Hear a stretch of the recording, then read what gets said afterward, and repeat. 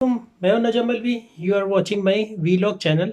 और हमने का नस्ताइन मैं आज सारी अपनी पार्टी को बल्कि अपनी कौम को तहरीक इंसाफ के 25 साल होने पे मुबारक देता हूँ। आज से 25 साल पहले हम चंद दीवानों ने हॉलीडे इन लाहौर के अंदर अपनी पार्टी अनाउंस की।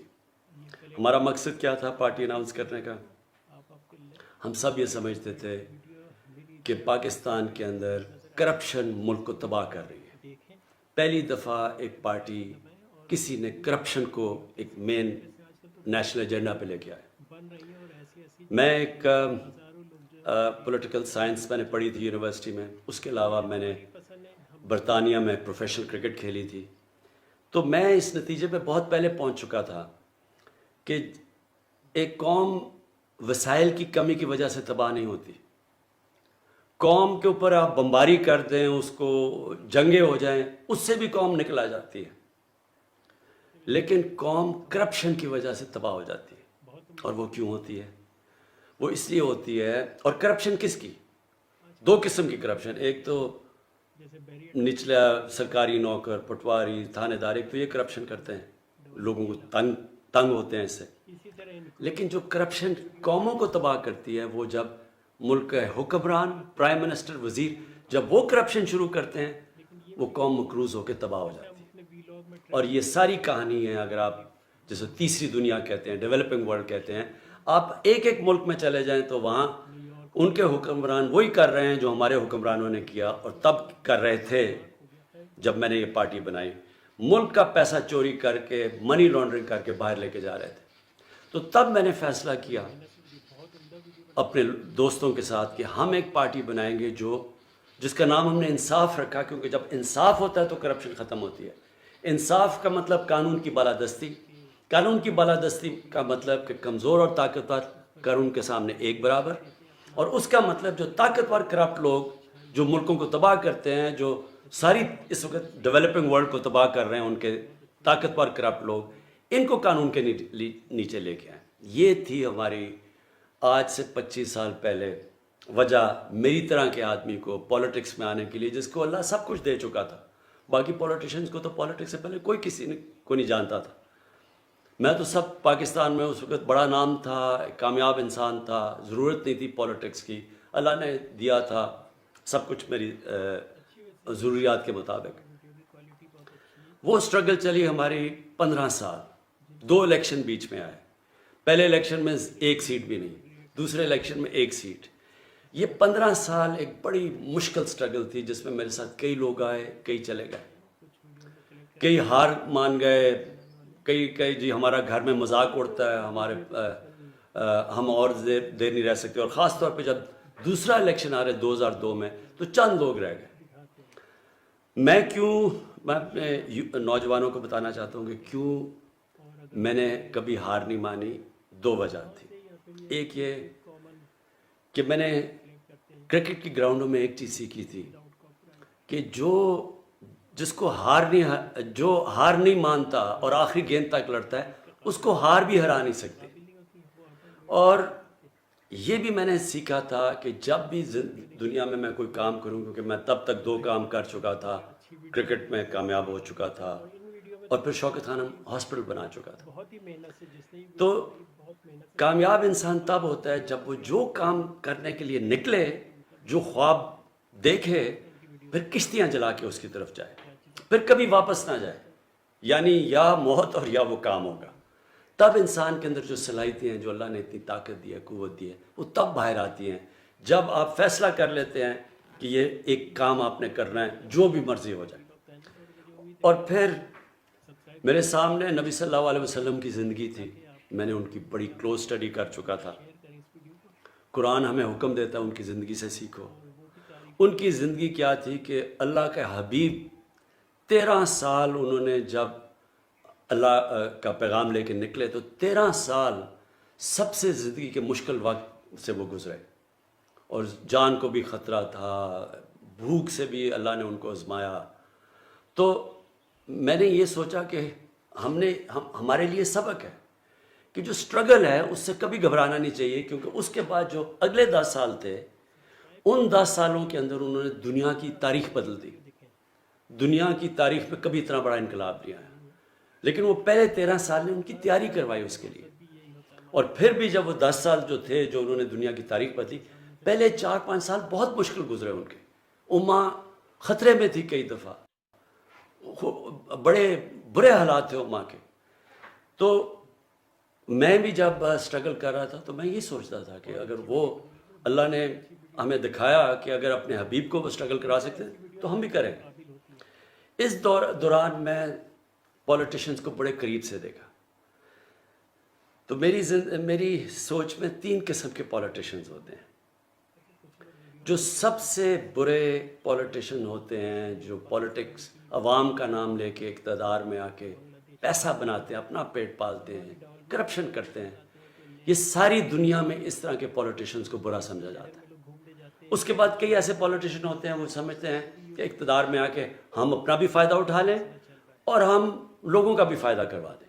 ایسے بھی زیادہ تر ایسے بھی پولیٹیشن ہوتے ہیں.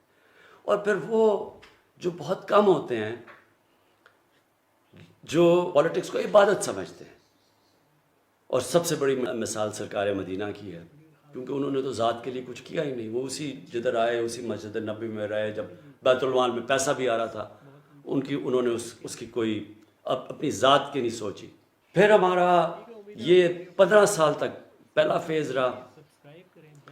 میں ہمیشہ سمجھتا تھا کہ میں تب دوسرے فیز میں جاؤں گا، یعنی کہ الیکشن جیتنے کے فیز میں جاؤں گا جب عوام میرے ساتھ آئے گی. اور وہ میاں والی کا ماڈل تھا. میں میاں والی میں جب پولیٹکس 2002 میں آیا تو صرف بچے میرے ساتھ تھے اور تھوڑے سے نوجوان. آہستہ آہستہ نوجوان علاقے کے سارے میرے ساتھ آ گئے. اور نوجوانوں کو دیکھ کے پھر آہستہ آہستہ جو سیاسی شخصیتیں وہ میرے ساتھ آنی شروع ہوئی. یہی ماڈل ہوا جب کہ 30 اکتوبر 2011 میں ہم نے مینار پاکستان میں پہلی دفعہ لاہور کے لوگ میرے لیے نکلے. اس سے پہلے میں کوشش کرتا تھا، لاہور کے لوگ نہیں نکلتے تھے. 30 اکتوبر کو مینار پاکستان میں لوگ نکلے. اور اس کے بعد سارا جو پولیٹیکل سرکلز تھے، جو الیکٹیبلز تھے، ان ساروں نے دیکھا کہ ووٹ بینک آ گیا تو وہ آنا شروع ہو گئے. پھر پارٹی بننی شروع ہوئی. 2013 کے الیکشن میں ہم پختونخوا میں ہماری گورنمنٹ بنی، لیکن بڑی دھاندلی کی گئی. اس دھاندلی کے بعد میں نے کہا 4 حلقے صرف کھول دو تاکہ اگلا الیکشن ٹھیک ہو. اس کے لیے ہمیں 126 دن کا ہم نے دھرنا کیا. پرامن تھا ڈی چوک پہ ہم نے. اور اس دھرنے کے دوران اور پارٹی بڑی، ہمیں موقع ملا اپنی پیغام لوگوں تک پہنچانے کا. لیکن بدقسمتی سے کوئی ایکشن نہیں لیا گیا کہ الیکشن ریفارمز کا. میں آج آپ کو کہنا چاہتا ہوں اپنی قوم کو کہ انشاءاللہ جو اب ہم الیکشن جو نئی چیزیں ٹیکنالوجی کا استعمال کر رہے ہیں، الیکٹرانک ووٹنگ مشینز کو اب لے کے آ رہے ہیں جو ہم نے آزما لی ہیں، دنیا میں ٹیسٹڈ ہیں. اس کے ساتھ انشاءاللہ آپ دیکھیں گے کہ پاکستان میں الیکشن کبھی جو بھی الیکشن جیتے گا اس کو سارے کہیں گے جیتا ہے، اور جو ہارے گا وہ مان جائے گا ہار. جب میں کرکٹ شروع کی تو ہم اپنے امپائر ہوتے تھے، ملک اپنے امپائر کھڑے کرتے تھے، اور جو زیادہ تر ٹیمیں ہارتی تھیں وہ کہتی تھی جی ہمیں امپائروں نے ہرا دیا. میں نے کیمپین کی نیوٹرل امپائرز کی، اور آج نیوٹرل امپائرز کی وجہ سے اور ٹیکنالوجی کی وجہ سے جو جیتا ہے وہ سارے تسلیم کرتے ہیں وہ جیتا ہے، اور جو ہارتا ہے وہ مانتا ہے. انشاءاللہ یہی پاکستان میں ٹیکنالوجی کی وجہ سے اب اگلا یہ سسٹم ہم لے کے آ رہے ہیں. اس کے بعد 2018 میں ہماری پارٹی جیت جاتی ہے. پھر سب سے مشکل فیز شروع ہوتا ہے میری اسٹرگل کا. یہ میری زندگی کا آخری اور سب سے مشکل فیز ہے. جو بھی میں نے زندگی میں سیکھا وہ اگر میں نہ اس اسٹرگل سے گزرا ہوتا میں یہ 2.5 سال نہ گزار سکتا، کیونکہ کبھی بھی کسی کو ایسی حکومت نہیں ملی. ملک بینکرپٹ، سب سے بڑے خسارے اندرونی اور بیرونی، یعنی ریکارڈ خسارے. اور وہ آپ صرف جو اسٹیٹسٹکس دیکھ لیں آپ کے سامنے آ جائے گا. کبھی پاکستان کو اتنا مقروض نہیں تھا. 4 گنا 10 سالوں میں پاکستان کے قرضے بڑھے، 4 گنا پچھلی 2 پارٹیز کی وجہ سے. اور اس کی وجہ سے جو قرضے بڑھے، اس کی وجہ سے پھر جو ہمیں قرضوں کی قسطیں سود دینا پڑا. تو اس طرح کی حکومت کبھی کسی کو نہیں ملی. اور پھر ہمارے جو فورن ایکسچینج ریزروز تھے وہ ختم ہو چکے تھے. اور سب سے بڑا جو کرنٹ اکاؤنٹ جو ڈیفیسٹ سب سے بڑا پاکستانی تاریخ کا $20 ارب، تو اس کی وجہ سے بڑی مشکل سے ملک بچا ڈیفالٹ سے. ہمارے پاس پیسے ہی نہیں تھے قرضوں کی قسطیں واپس کرنے کی، اور جو ہماری کمٹمنٹس تھی باہر، اور ڈیفالٹ کر جاتا. تو آج روپیہ جو 150 روپے پہ یا 154 کے قریب ہے، اس نے 200 250 300 کدھر پہنچنا تھا ہم نہیں کہہ سکتے، کیونکہ سارا فلوز بند ہو جانے تھے باہر کے. لہٰذا وہ بڑا مشکل وقت تھا جس میں ہماری سعودی عربیہ، UAE اور چائنا نے ہماری مدد کی. اگر وہ بھی نہ مدد کرتے تب بھی ہم ڈیفالٹ کر جاتے. اللہ کا شکر ہے. اب میں آتا ہوں کہ جو مجھے فخر ہے یہ 2.5 سال کی سٹرگل میں کدھر ہے پاکستان. جو ہمارا بیرونی ملک جو بیرونی خسارہ ہے، کرنٹ اکاؤنٹ جو ڈیفیسٹ تھا، وہ 2.5 سال میں پہلی دفعہ 7-8 مہینے میں سرپلس پہ جا رہا ہے. یہ بہت بڑا میری حکومت کی کامیابی ہے. اس کا مطلب کہ کیونکہ ہمارا اب وہ کرنٹ اکاؤنٹ سرپلس میں ہے، اس کا مطلب ہمارے ریزروز بڑھ رہے ہیں، اس کا مطلب ہمارا روپیہ مضبوط ہوتا جا رہا ہے، لوگوں کو کانفیڈنس آ رہا ہے اکانومی میں. اس کی وجہ سے آج پاکستان کے اندر اللہ کا شکر ہے کہ کانفیڈنس اکانومی کی وجہ سے وہ شو کرتا ہے. ہماری جو سٹاک مارکیٹ اس نے بھی بڑا زبردست پرفارم کیا ہے. اور جو ہمارے شعبے آگے بڑھ رہے ہیں تیزی سے، کنسٹرکشن سیکٹر سب سے تیزی سے آگے بڑھ رہا ہے. پاکستان کی تاریخ میں سب سے زیادہ سیمنٹ کی سیلز ہوئی ہیں. اس کا مطلب ایکٹیویٹی، بزنس ایکٹیویٹی چل پڑی ہے. اور اللہ کرے ہمیں کورونا سے یہ ہم جو تیسرا ویو ہے، اس سے ہم ٹھیک طرح ہمارا ملک آپ سب ہمارے ساتھ مل کے اس کے احتیاط کر لیں. تو جس طرح ہم اب جا رہے ہیں، اب پاکستان آگے بڑھ رہا ہے. ہماری لارج سکیل مینوفیکچرنگ آگے بڑھ رہی ہے. ہماری جو گاڑیوں کی سیلز ہیں، ہماری اس وقت جو ہمارے کسان ہیں، ہمارے کسانوں کے پاس سب سے زیادہ خوشحالی آئی ہے ہمارے دور کے اندر. ان کو پہلی دفعہ ہم نے گنے کی قیمت صحیح دلوائی ہے، ریکارڈ ان کو گنے کی قیمت ملی ہے، ان کو گندم کی قیمت سب سے زیادہ ملی ہے. آج دیہات کے اندر پہلی دفعہ ہمارا کسان خوشحال ہے. لیکن آگے ہم نے کیا کرنا ہے؟ آگے اب ہم نے، کیونکہ یہ قرضوں کا بوجھ پڑا ہوا ہے، ملک نے نکلنا کیسے ہے؟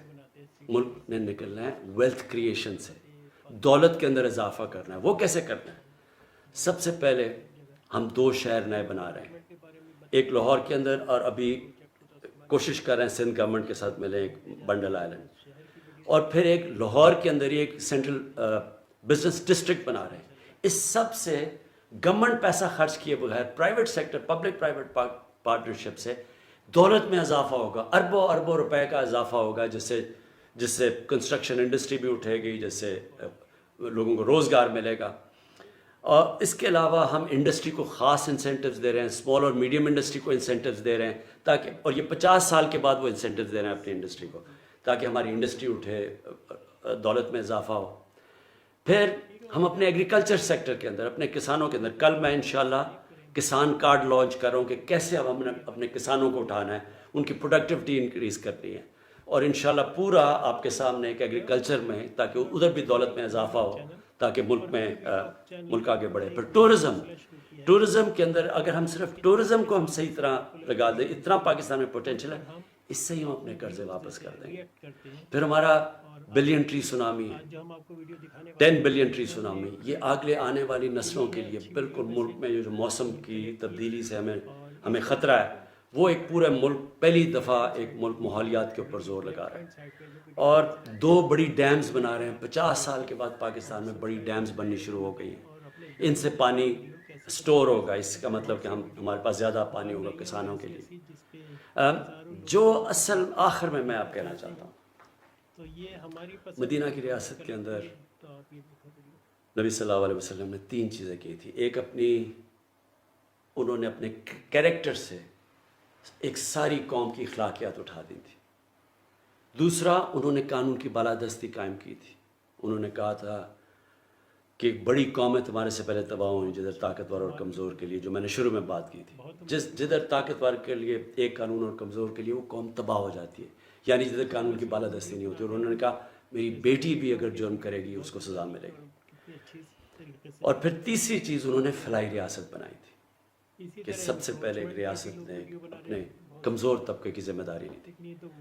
آج ہم نے فلاحی ریاست کے لیے وہ کام کیا جو کبھی کسی پاکستان کی حکومت نے نہیں کیا۔ سب سے پہلے جو مجھے فخر ہے اپنے 2 صوبوں کے اندر ہم ہیلتھ کارڈ لے کے آئے، ہیلتھ انشورنس۔